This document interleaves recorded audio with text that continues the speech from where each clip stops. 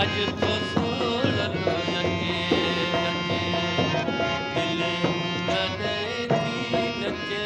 नचे अज तो गुरु नचे नचे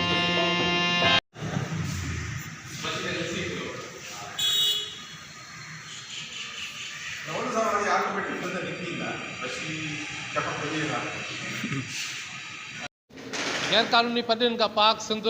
जे उन्हनि हेठि ताविश कैटीन पारां ॾिनल सॾु एकता 3 डिसंबर जो जेको ॾियारो मल्हायो वेंदो ऐं जेका वॾे जेका तयारियूं मुकमल असां पनवाकल में मौजूदु आहियूं जिते जेके अंदरि सिंधियत बि सभु शाख पनवाकल ऐं शहरनि सां अचो त जेको आहे सो बहितरीन तरीक़े सां मल्हाईंदासीं जोश ऐं जज़्बे सां मल्हाईंदासीं जेको आहे सो सिंधी क़ौम जो ईद जो ॾियारो आहे सभ खां बहितर वॾे में वॾो ॾियारो आहे जेको ही 3 डिसंबर वारो ॾियारो आहे इहो असां KTN सां परॾेहनि खां पाक जे हवाले सां मल्हायूं था। असां वटि अफ़गानी तुर्खानी ऐं जेके इन पनामा ऐं बर्मा बंगालियुनि जा माण्हू कराचीअ में असांजी सिंध में जेके काए पिया उन्हनि खे नेकाली ॾियण लाइ पंहिंजे सिंधी क़ौम जी सिंधी ॿोलीअ जी ख़िदमत लाइ सिंधी टोपी ऐं अजरक जी इज़त ऐं सकाफ़त जे लाइ असां हीउ ॾियारो 3 डिसंबर परॾेहनि खां पाक थी मल्हाईंदासीं। साईं अल्हम्दुलिल्लाह जेको आहे सभिनी सिंध जेके सिंध जो खाऊं था सिंध में रहूं था असां इन सिंध अमा जो जेको आहे हक़ु अदा कयूं। असां सभिनी खे घुरिजे त सुठे नमूने सां जेको आहे प्रोग्राम इहो मल्हायूं त इन में जेको आहे तक़रीबन जेके बि जेके सिंध जा दुश्मन आहिनि उन्हनि खे ख़बर पवे त जेके हिते सिंध में रहण वारा जेको सिंध में खाऊं था उनजो हक़ु अदा थी सघे। सुञाणप जो ॾियारो आहे ऐं इंशा अल्लाह ताला सभु गॾिजी करे असां इन ॾियारे खे ख़ूब मल्हाईंदासीं ऐं पाण मल्हाईंदासीं इंशा अल्लाह ताला। हर साल वांगुरु काविश KTN जो सथ धरती जे हवाले सां हिकिड़ो अहिड़ो अहम स्लोगन ॾींदो आहे जेको क़ौम जी ज़रूरत हूंदो आहे ऐं हालतुनि जी अकासी हूंदो आहे उहो स्लोगन जीअं हिन दफ़े परॾेहनि खां पाक सिंध जे स्लोगन सां काविश KTN 3 डिसंबर मल्हाए पई। असां हुननि जे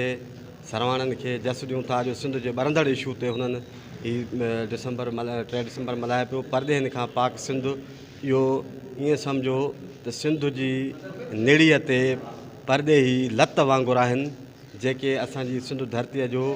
साहु सुकाए रहिया आहिनि ऐं असांजे वसीलनि ऐं असांजे जज़ीरनि ऐं असांजे जेका मादनियात आहे हुनजे मथां भार आहिनि। इन करे असीं इन जज़्बे सां ई ॾियारो मल्हायूं पिया त परॾेहनि खां पाक सिंध जेका आहे उहा ख़ुशहाल सिंध थींदी। इन करे परॾेहनि खां पाक कई वञे बहितरु। पाईंदा आहियूं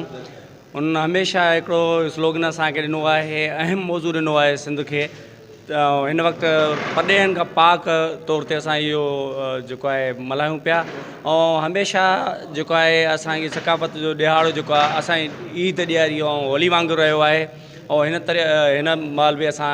इनखे ईद ॾियारी ऐं होली वांगुरु ई मल्हाईंदासीं। जेको सकाफ़ती ॾियारो मल्हायूं था उहो 3 तारीख़ ते असुली में आहे उन साथ में बि असां गॾु हूंदासीं ऐं अॼु बि KTN जा थोराइता जो गॾु आहियूं उन्हनि सां। परॾेहनि खां पाक सिंध खपे उहा उन जे लाइ बि असां गॾु रहंदासीं ऐं साथ में हलंदासीं। हिकिड़ी नई जिद्दत हिकिड़ी नवाण आहे हमेशह असांजे समाज में हिकिड़ा नवां लाड़ा मुतारिफ़ कराए थी मसइलनि खे सिंधुजनि खे उजागर कयो वञे थो। हिन दफ़े बि जीअं जेको आहे परॾेहनि जो मसइलो उजागर कयो वियो आहे सो हमेशह एकता जो ॾींहुं असांजे सिंध जे माण्हुनि जे लाइ हिकिड़ो तब्दीली ऐं हिकिड़ी नई जेको आहे दुनिया जे लाइ असांखे ॾस पतो ॾिए थो। ऐं हीअ सरगर्मी जेका KTN शुरू कई उहा वॾे हिकिड़े ज़बरदस्त क़िस्म जी हिकिड़ी तहरीक जी शक्ल में तब्दील थी चुकी आहे ऐं सियारे जी मुंद ईंदे ई जेको आहे एकता जूं तयारियूं शुरू थी वञनि थियूं। स्कूलनि में प्रोग्राम थियनि था मुशाइरा थियनि था ऐं सिंध जी तहज़ीब सकाफ़त तारीख़ उहा वरजाइजे थी। सिंध जे माण्हुनि जो जेको जा रवैया आहिनि सिंध माण्हुनि जी जेका सोच आहे फ़िक्र आहे उहा ज़बरदस्त नमूने सां पेश कई वञे थी। सो हीउ हिकिड़ो इनकलाबी क़दम आहे इनकलाबी कमु आहे ऐं ज़बरदस्त दिसंबर जो एकता जो सॾु ॾिनो आहे ऐं धारनि खां पाक सिंध नारे हेठि ऐं असीं हिन ॾियारे खे भरपूर मल्हाईंदासीं। KTN न्यूज़ खे जस पेश कयूं था। जी तरफ़ों जेको एकता जो ॾियारो शुरूआति कई वई मुंहिंजे ख़्याल में जो 14 जेको आहे उहो एकता जो ॾियारो मल्हायो पियो वञे ऐं हिन मौक़े ते असां इहा शइ चवंदासीं त असां सिंधी माण्हू ॿियनि महाज़नि ते जेको आहे पुठिते पइजी वियासीं पर कल्चरल हवाले सां हिन एकता ॾियारे जे हवाले सां असां में जेको शऊर जाॻियो आहे असां में जेको पंहिंजे क़ौम जो शऊर जाॻियो आहे ऐं असां पंहिंजी सकाफ़त खे सुञातो आहे उन शइ जेको आहे असांजी हिन क़ौम खे ॿीहर नई ज़िंदगी ॾिनी आहे। असांखे उमेदु आहे त असांजो एकता जो ॾियारो ईअं ई जेको आहे धाम धूम सां मल्हायो वेंदो ऐं KTN खे जस हुजे जेको हिन सॼे शइ जेको आहे मामले जो जंहिं ते ॾींहं कंहिं ईद खां घटि न आहे। असीं KTN जे पूरे सथ जा शुक्रगुज़ार आहियूं जंहिं हर साल जीअं पंहिंजी रिवायत बरक़रार रखंदे हिन साल बि 3 डिसंबर ते एकता जे हवाले सां पुरजोश जशन ऐं पुरजोश जेका आहे महफ़िल जो इनक़ाद करण वारी आहे ऐं उन ई सिलसिले में अॼु असांजो मुशाइरो थी गुज़रियो जंहिंजो उनवान हुयो परॾेहनि खां पाक सिंध। सो असांखे हिन शइ जी ज़रूरत आहे, इनकलाब जी ज़रूरत आहे, सुठी सोच जी ज़रूरत आहे। इंशाअल्लाह ताला इहे प्रोग्राम थींदा रहंदा ऐं असांजी सिंध खे परॾेहनि खां पाक करिणो पवंदो त जीअं असीं बक़ाया पंहिंजी जेका सिंध आहे उनखे वधीक सोन ऐं जेको आहे त करामत बणाए सघूं। KTN जो जेको ही नारो आहे गैर क़ानूनी जेके परॾेही आहिनि उन्हनि खां ही देश ही धरती सिंध पाक थियणु घुरिजे ऐं हीउ नारो हिकिड़ो वक़्ताइतो नारो आहे। काविश KTN हमेशह उन जो जेको नारो हूंदो आहे उहो कंहिं न कंहिं हवाले सां माना खेज़ हूंदो आहे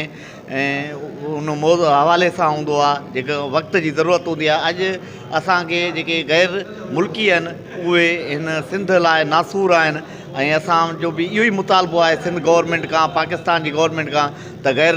क़ानूनी जेके परॾेही आहिनि उन्हनि खां हीअ धरती पाक कई वञे, उन्हनि खे पंहिंजे मुल्क में निकाली ॾिनी वञे। गैर कानूनी परॾेहनि खां पाक सिंध जेका उनवान हेठि जो पनवाकर में सिंधियत बि संघर्ष शाख पारां सिटी शाख पारां जेको एकता मुशाइरो मुनक़िद कयो वियो जिते जेके अंत जेका नाले वारनि शाइरनि अदीबनि सिंध अमर खे जेका भेटा पेश कई जिते जेको आहे त एकता जो ॾियारो 3 डिसंबर काविश KTN सां ईद जेका मल्हाइण जो जेको वचन कयो आहे। कैमरामैन नईम रहियो सां गॾु मुनीर रहियो KTN न्यूज़ पनवाकर।